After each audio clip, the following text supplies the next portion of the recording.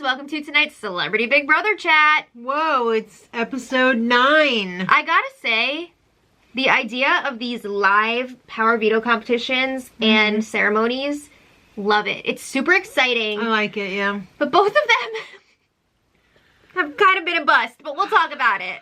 So last time, Lady O nominated Ross and Brandy. all right. She gave that rogue wink to Marissa. That kind of freaked a couple people out, but she's really trying to split up the pairs here, and she's trying to create suspicion amongst the pairs to have them break it down on their own. Somebody who's trying to play the game. Right?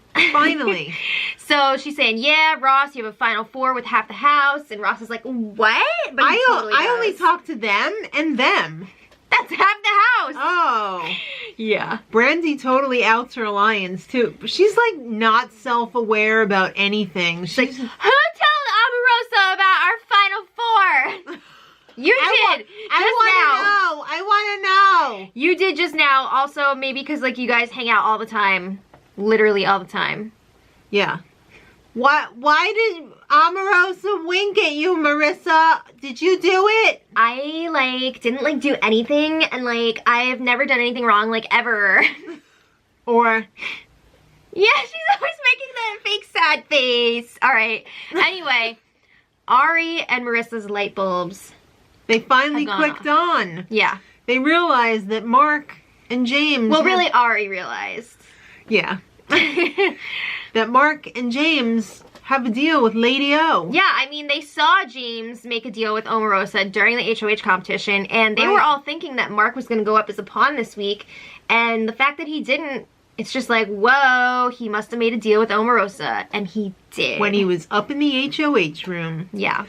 Okay, so this is kind of an abbreviated show because they had the live part and everything, but hell no.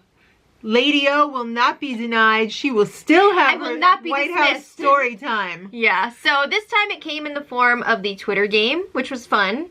Yes, it's basically a game to have fun in the house because there's not much going on. Remember on BB19 when Dominique would do her show, yes. Dominique the Dominator, Big Brother, whatever. This is kind of like Big Brother After Dark, whatever. So yeah, she had her little talk show, and people would ask questions, and sometimes it got a little bit tense. Right. Well, the Twitter game is basically like Dominique the Dominator. So I believe Mark asked Omarosa, what was the most interesting part of your time in the White House? Well... Well, Mark. Maybe it was every day that felt like a year. No, it was... Scaramucci's 10 days as the comms director. Apparently that broke some sort of a record that it was For the shortest ever. I believe it. Okay. So then Brandy asked James, did you make a deal with Omarosa and Mark? Yeah, he did! You know, everybody was suspecting it, and she decided to ask him, which was really gutsy. Asking for a friend. Yeah. It's a Twitter question. Yeah. It's a Twitter game. So he was like, what? No. Yeah. He kind of made a joke of it. Blew it off. Yeah. He was like, well, I made a deal to be cordial and respectful. Alright, so then later on, Ross decides that he's going to have to talk to James and Mark. Even though he's in his bathrobe and he hasn't put his face on yet. He hasn't plucked his eyebrows. He's got to secure those votes, okay? He's got to secure them. So he's telling them... He's very nervous. He just says, don't trust Omarosa. And that was pretty much enough to seal the deal. Mm-hmm. Because then Mark and James went to the gym. They were talking and they're like, you know what? Maybe we shouldn't work with Omarosa. Maybe we should just ditch that deal that we just made. How does anybody stay loyal to anybody in this house? I don't know. Deals just kept getting thrown in the ditch. So James talks to Marissa because Ross told him to. He wants to get together this final 4. If he's going to keep Ross, he wants a little bit of security, and he wants the alliance to be real this time. So he wants himself, Mark, Ross, and Marissa to all work together. So Marissa's like, I don't know. I don't want to really leave Ari in the dust. Yeah. Yeah, so nothing really comes of that. No. Eventually eventually she did agree to it, but at the same time, they didn't show it here. Though? She like agreed to it, but she was so ready to take out James if they had the opportunity to with the power veto twist this week. Yeah. All right, so the veto extra players are Mark, Meta, and Marissa, the M squad. Okay, the best part was when Julie was telling them about the different options that America has been voting on for the power veto, and Meta was like, oh yeah, so like if I win, can I put myself up on the block? Well, he didn't say that. He said if somebody wins the veto, no, he said can they put themselves up? Yeah, but like but in essence, he meant him.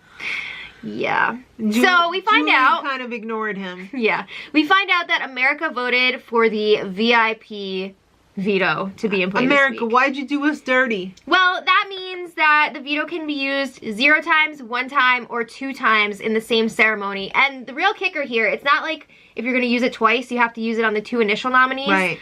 You can use it once, wait for the replacement, and then use it again. That's or not. Nuts. So the veto competition, they can't give these guys anything too taxing. Like, they would never... The clown shoe? They'd never do that. Never. All right, well this one, it's Club BB, and it's by invitation only. You have to bring some puzzle pieces over and assemble them. I thought it was going to be 1 puzzle piece at a time. No. But people were bringing back multiple. I think that was kind of lost in translation because some people were bringing back a bunch at a time and some people were only bringing 1 at a time. Like, I'm pretty sure Meta and Omarosa were both bringing back 1 at a time. I don't think Meta was really trying very hard.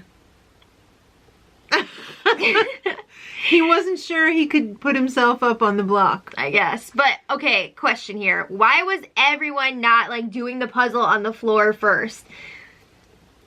That's so much easier than actually like trying to put it on the stand and figure it out that way. And you can move things around a lot easier. Mark was really having a tough time with that puzzle. Yeah, they didn't realize that there were different images on the front and the back. So like we could see from the back if people were messing up. And they were. I'm sure it was the same on the front and the back. I don't know. I don't think so. Okay. It was so close between Ross and Omarosa. We thought Omarosa had it, and then Ross was like, I won. Yeah, the camera angles were confusing, because we saw that Ross got it wrong, so then he was trying to fix it. Right. And then we see Omarosa's, and she's got like 1 piece left, she runs for the buzzer, and as she's hitting it, Julie's like, congratulations! And then we see Ross in the background, already at his buzzer. Somebody screwed that up in the control room. Oops. Or was it fit? I don't think so. I don't know.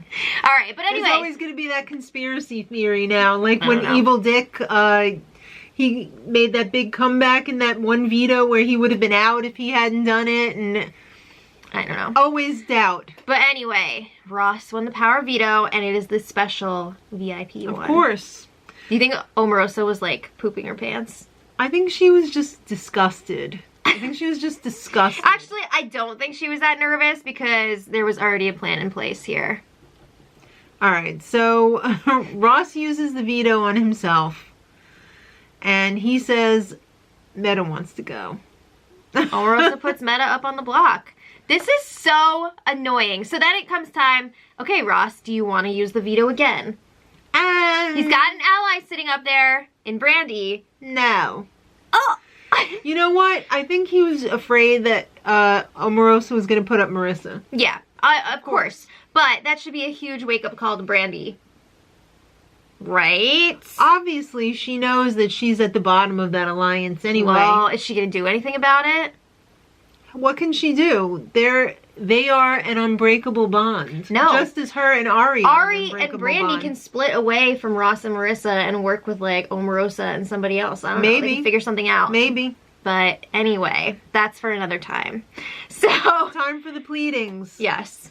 Meta was like, this is amazing, stupendous, phenomenal. This One show of a kind. I love Shannon. All right, I'm out of here. This is my family. Yeah.